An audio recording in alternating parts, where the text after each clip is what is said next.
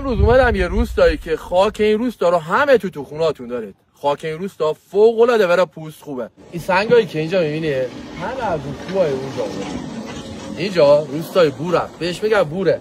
سنگا رو برمی‌دارن میارن اینجا و بعد خوردش میکنن و میریدن تو این بنده که اینجا هست.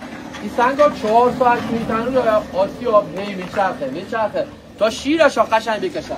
وقتی شیرش کشیده شد میزنن پمپ بشه میاد اینجا.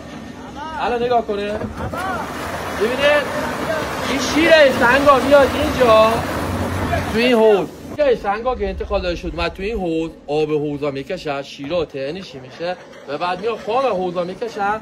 اون شیری که بوده انتقال بدن تو این محوطه. تقریبا 20 روز اینجا باید باشه تا خوش بشه.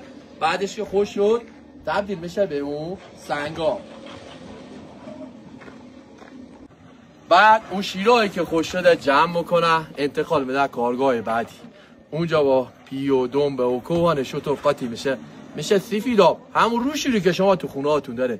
پس شما خاک بورق یا همون سنگ بورق رو همه تو خونه هاتون دارید. به این دلیل بهش میگن بورق یا بوره، چون خاکش اسید بوریک داره، یه نوع اسیدیه که برای پوست خوبه.